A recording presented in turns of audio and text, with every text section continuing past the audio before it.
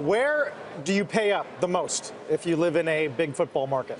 Well, if price is a proxy for who's going to win the Super Bowl, the Seahawks are going to win this year.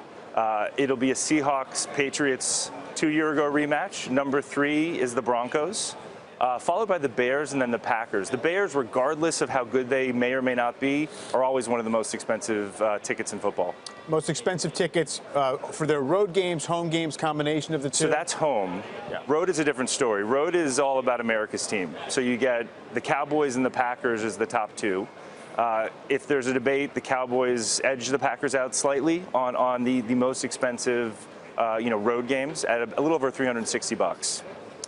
You know, we have an interesting real-world experiment going on, which you point out that Tom Brady's going to serve a suspension, so you have a differential that quantifies what he's worth to fans anyway. Yeah, well, it's about 30% more to see Brady at Foxborough than it is for the games where he's not in. The 2 of the 3 most expensive games this season are what we call Brady games. The first is his first game back, which is over $800, insanely expensive.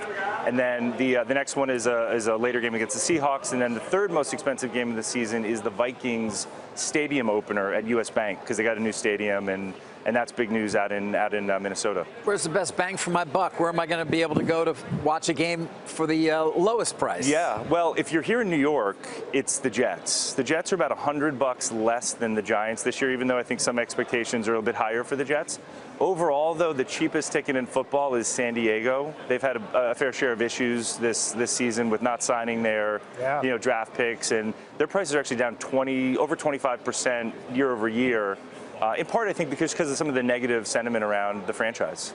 Rams price increase? Rams up. You know, big increase over 100 or just under 100%. Obviously, new old stadium, so it's not a new stadium. They're playing in the Coliseum, but LA's excited to have football back for sure, and it's an expensive ticket this year. Do you think that's drawing away from San Diego? You have Southern California football now? To some degree. I mean, I think San Diego is its own market. I think there's a lot of uncertainty about the future of the Chargers in San Diego, which is really the big issue. So the hornet's nest that the Rams stirred up in moving, I think, has caused a lot of questions about what the future of the Chargers is. Finally, we've been through disciplinary controversies, officiating controversies. Have you seen any interruption long-term over the trajectory for NFL prices?